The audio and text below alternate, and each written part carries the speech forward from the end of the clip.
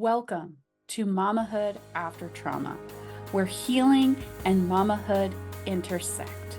I'm Emily, your host. Join us as we discover practical strategies to nurture ourselves with kindness and understanding. Stay tuned for insights and inspiration to support you on your path of healing and growth. Let's dive in together. This is Mamahood After Trauma. Hello, my friends, and welcome to this episode of the Mamahood After Trauma podcast. I am so excited that you have taken some time out of your day today to listen to this conversation. Today, I am joined by Shelby Schmidt. Welcome. Thank you. I'm very excited to be here. I'm excited to have you. Today we're talking about navigating your relationships with those, if you were blessed to have them, toxic in-laws. So let's, for a second, could you share how you came to be working in this space? Yes, so I have had many iterations. I had left my career in the mortgage industry after nearly a decade and primarily focused in run coaching, and then decided that that scope was a bit too narrow for me. And I really wanted to help moms specifically because this life is hard. It's wonderful. We're very blessed to have it, but it doesn't make it easy. Mm-hmm. And I saw so many friends, so many other moms, both in real life and on social media, struggling with just trying to live their best life Mm-hmm. while being a mom and not necessarily having to sacrifice either of those two ideologies. And again, it's something that when we're outside looking in, it's a lot easier to troubleshoot. It's a lot easier for somebody who's not in the throes and in the depths of your day-to-day to see those pockets of time, see ways that you can try to take care of yourself while also taking care of those tiny humans who are throwing the red cup at us because we didn't give them the blue cup. Yeah. That's like the most relatable mom thing ever. I got yelled at the other day because I gave her the wrong sock that matched the other one.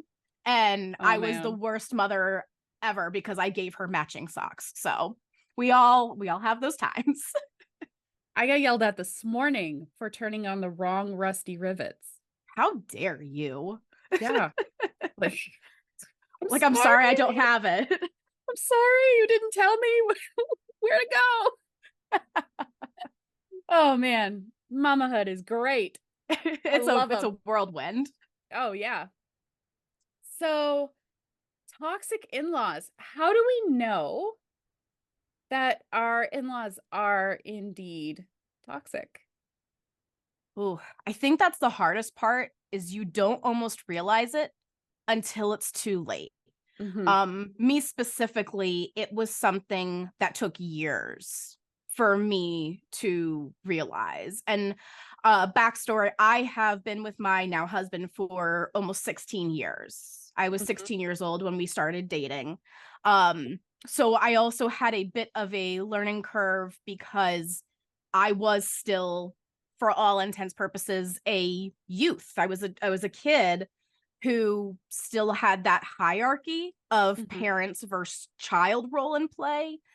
And so a lot of everything went unnoticed because when you're 16, no matter how you were raised, you still look at adults one way. And even those who are maybe a little bit older or a lot older, it's not something that you always go to. Because you don't want to think the worst of people, especially your spouse's parents who are responsible for, either creating them or raising them. So the truth of the matter is usually you don't realize it until a lot of damage has already been done, which only further complicates the situation. Yeah. For me, in my situation, we were living 5,400 kilometers away until about 3 years ago. So their reach on our relationship was very, very limited. And it wasn't until we did move home 3 years ago where things kind of hit the fan. Yeah, it It implodes. yeah. And when it implodes fast. Yeah. Yeah. So what advice do you have for a mama who is navigating toxic in-laws? So it's easier said than done, but I've Oh, had this yeah. conversation a lot. And my biggest piece of advice is first and foremost the communication with your partner, Mhm. whether you are married or dating still or just cohabitating, however it is, that's going to be the most important relationship. And that's the one that's going to need the most attention because it's hard. They still have that love for their parents. Mhm. And it's a very fine line.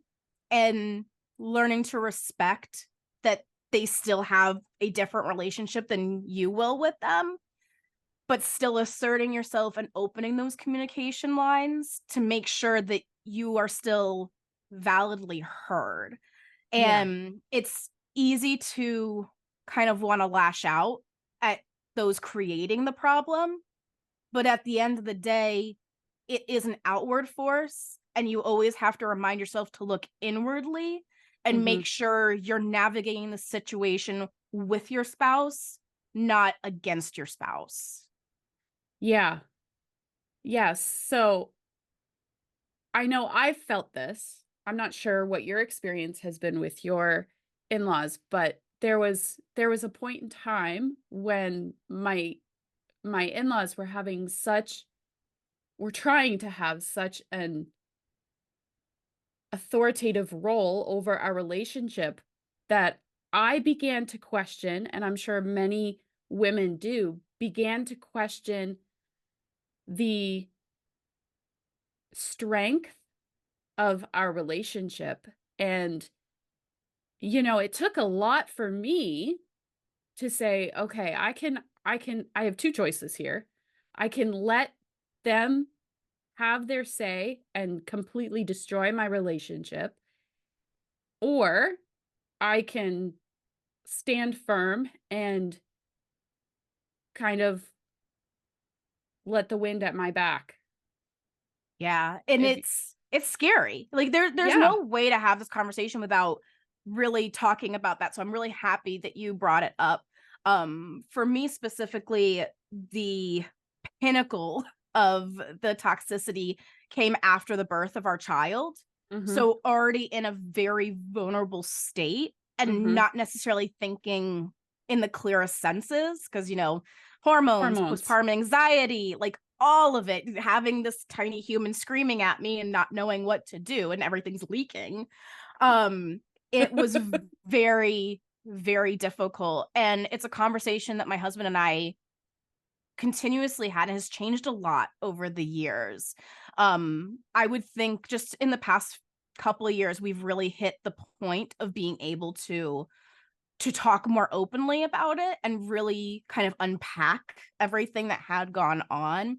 Because my in-laws were and are very similar, is they always had the mindset that you are the child, we are the parents. And Mhm. that is something that would never change. Whether you were 30, 60, whatever, you were always the subordinate. Mhm.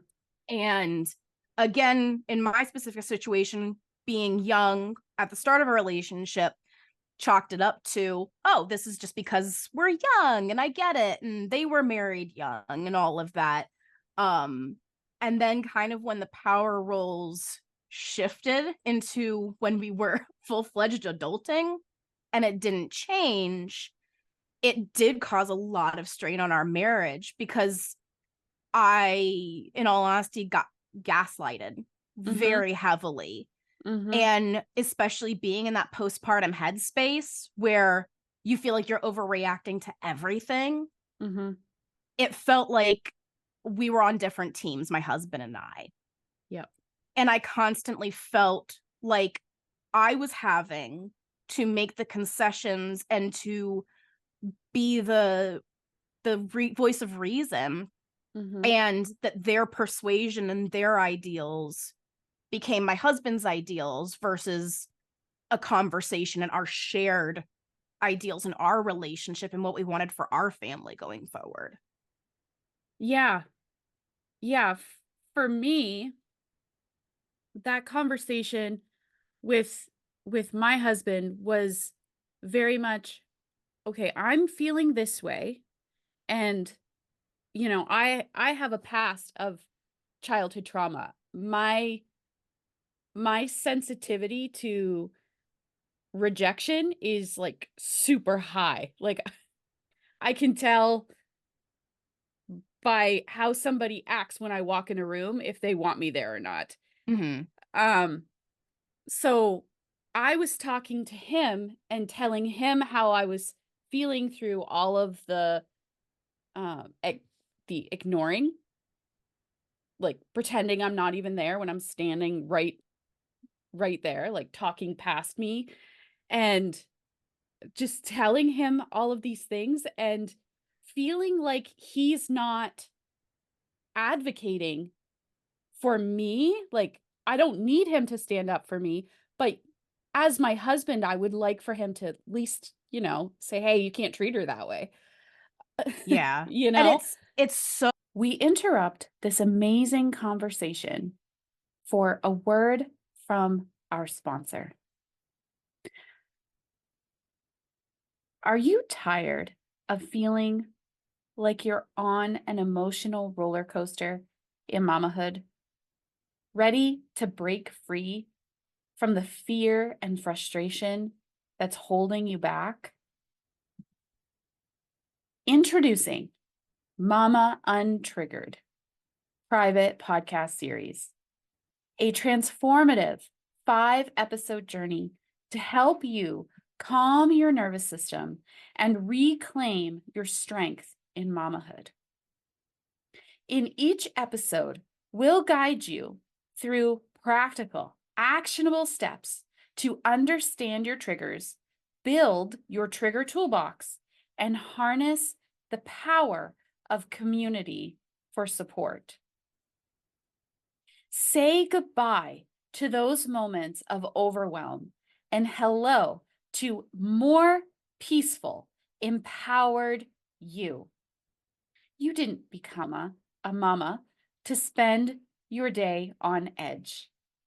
It's time to take control of your emotional well-being and create a positive, joyful experience for you and your littles.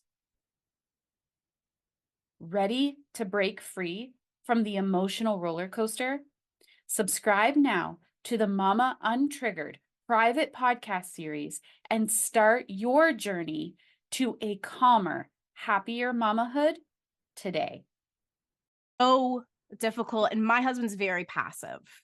Now again, after years of therapy and years of going through this, I've come to terms with the fact that was conditioning.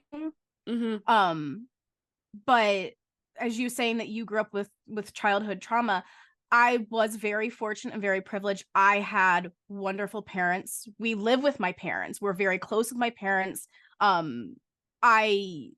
I definitely don't hide that privilege, but for me, I was always an active voice in my household. We were asked our opinions. We were asked our thoughts. We were allowed to express ourselves. So then to see the other end of the spectrum and have it be emotional when we tend to think of trauma as physical, it was very jarring to me because I felt crazy, quite frankly, of how does no one see that this isn't how families should support each other? And I know should is a very fluid term, but why is this just chalked up to, oh, that's how it's always been? Yeah. And realizing that just because that's how it always has been, you can evolve, you can grow. Yeah. And then realizing that that's not a shared ideal between two sets of people, and you're banging your head against a wall trying to compromise. and realizing, oh, okay, option A did not work. Yeah. Yeah. I I felt bad for my husband because he was the man in the middle, and he had his parents on one side and me on the other, and he didn't know what to do. He does not like confrontation at all. And, and he just wants everybody to be happy and link arms and be joyful and get along. And I'm like, sorry, dear, that's not how it works sometimes. And I did that for many years. I pushed my moxie down. I tried to play the game of, okay, like, you don't have to react to everything, like, just let it slide. Like, and I did that for many years for the benefit of my husband, because I do love him. I've loved him all my life, basically. I love him with all my heart. And you always want to be the partner that you also would want in return. Yeah. And it's painful to have to walk that path of trying and not being met halfway by the perpetrators, as well as the spouse who is supposed to have your back.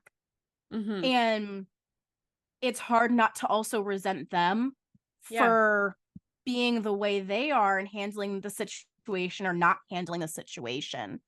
And it's taken, again, years for me to almost accept him for the way he is and learn to communicate effectively, and realizing I can't change him any more than I can change my in-laws, and learning how I can become better with myself.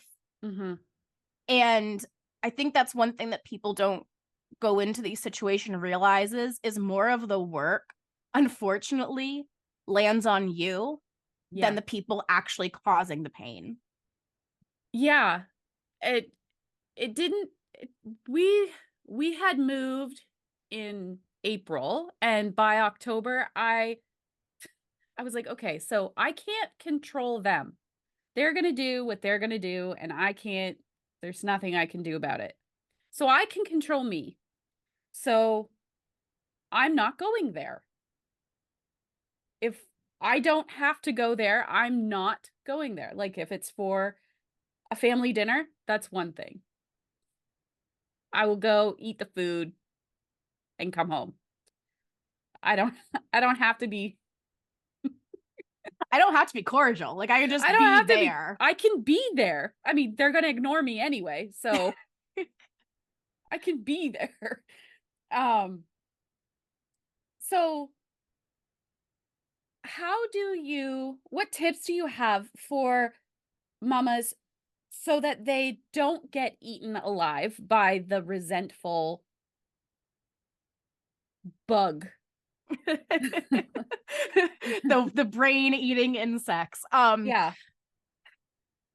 First and foremost, remembering that at the end of the day, your child is going to hear and see everything, and finding your own threshold of what you want to expose your children to, and how you are going to handle questions if you choose to keep contact, and how you want your child to see you react in the situation. Because as we all know, they see us, they do it. Sometimes it's not the most flattering parts, as we know with the curse words that fill up. But in our specific situation, everything I did and I said, in the back of my mind, I always remember that eventually I will have to have this conversation with my own child, and I will have to unpack all of this. And I wanted to make sure that I could be proud of what I told her. And my second, and this is a hard one, you always have to leave with honesty. It is very easy to get caught up in even little white lies. Like, oh, we can't do this because of this, or, oh, well, this is happening. It's just like, no. Just remember that no is a complete answer. And don't create a story to get you out of something. And Yeah. it's human nature. We don't want to have the uncomfortable conversations. We don't want to have to rip off the Band-Aid. But if you lead with honesty, one, you have that peace of mind that you have been true. You have not done any weave the webs. And again, at the end of the day, you know what you're presenting is the truth. Because like in my case, I was villainized through extended family. And no one believed my truth. No one ever really asked for my truth.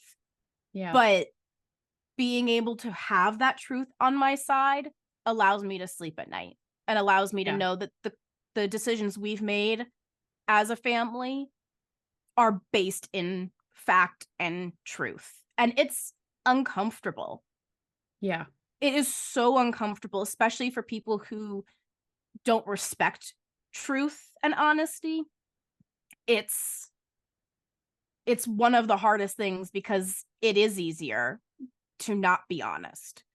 Yeah. Because they're not going to respect it anyway. But again, having that comfortability in yourself will keep you going in the times where it is soul crushing. Yeah. Yeah, because sometimes it seems as though there's no consideration. It's like blinders are on and they just do something without considering anything outside of the blinders. Yeah. So it can be incredibly challenging because as the mamas married to the sons with the babies, they are like sponges. They notice everything. And so someday they're going to ask. And I think one of the most challenging things in my situation was like how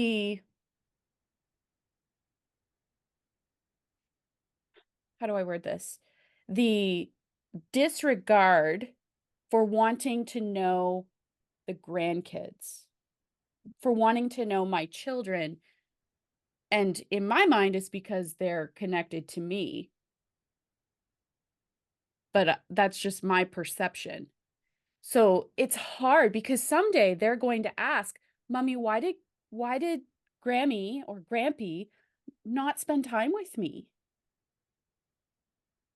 And that kind of rips It's heavy. It's heavy. It because we hurts don't my want heart. we don't want that for our kids. And I think a lot of the times these in-laws who a lot of times are narcissists, not all the time, but a lot of the times, it's hard to sit there and be like, I didn't want this for my child. Like, you may think that this was an active choice, but it wasn't our choice. If it was up to me, we would be one big happy family having holidays together and awesome relationships. But we have to do what's best for our impressionable young child. And if that means not having you in our life, our responsibility as parents is to protect our child. Yep. No matter who agrees or disagrees with how we do that. Yes. And it is very sad. And I've spent years crying over that fact. Yeah. Because the kids are collateral damage. They're this isn't their fault. This isn't their fight to have.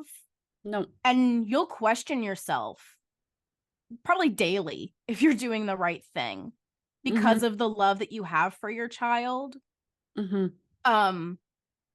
And something that we dealt with a lot was she was treated like an accessory and a holiday decoration to be put out when it was convenient. And no one had an interest of knowing the person. It was only a a fixture because it was my husband's child. Mm. And I was not ignored in the sense of like physically being there and not being talked to, but I was basically boiled down to I had no part of the creation of this child who is biologically both of ours. And it was as if I had just given birth to only his child and was non-existent. Yeah, that's rough. And I can honestly say I'm past the point of being hurt by it, only because I've had to let go of the fact that I didn't choose this. And choosing to walk away didn't make me a bad person. Yeah. But that was not an environment that we were willing to entertain. And the pandemic put an extreme strain. And was kind of like the final nail in all of it due to differences in how it was handled and viewed. And realizing that the well-being of my child was not at the forefront. Yeah. And as a parent and as parents, we had to focus on the tiny human whose fault it wasn't versus grown adults who should be able to manage their own emotions and not be the backside of a donkey. Yeah. I'm keeping it clean, so no explicit tag has to go on. Yeah. Yeah, because at the end of the day, our first priority is to protect our babies because they didn't ask for any of it. And while neither did we ask, when I got married, I was like, yes, finally, I'm going to have a family that is somewhat normal. Like, and yeah, that could blown to smithereens. But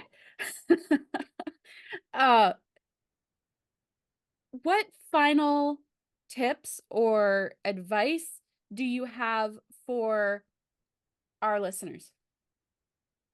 I know we talked a lot about like the internal work that it takes. And I'd like to make it very clear. It's not fair that we have to do the internal work because of other people's actions. But I'm a firm believer in we have to parent the child that we have versus the one that we pictured in our head.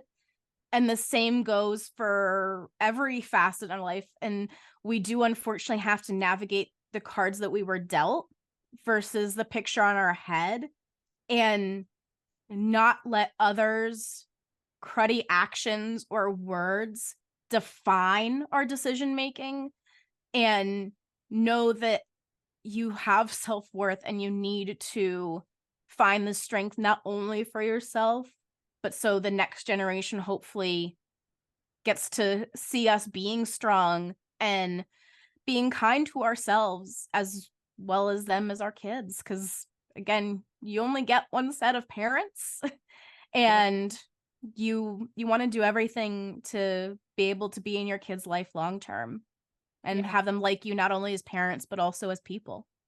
Yeah. Well, thank you so much for joining me today, Shelby. It was an absolute pleasure having a conversation with you. Thank you too. Thank you so much for having me. Thank you so much for taking time out of your day to tune in to this episode of the Mamahood After Trauma podcast. If you would like more of the Mamahood After Trauma community, make sure to look in the description of this episode for the link to become a Mamahood After Trauma Inner Circle member. Until next time, Mama, keep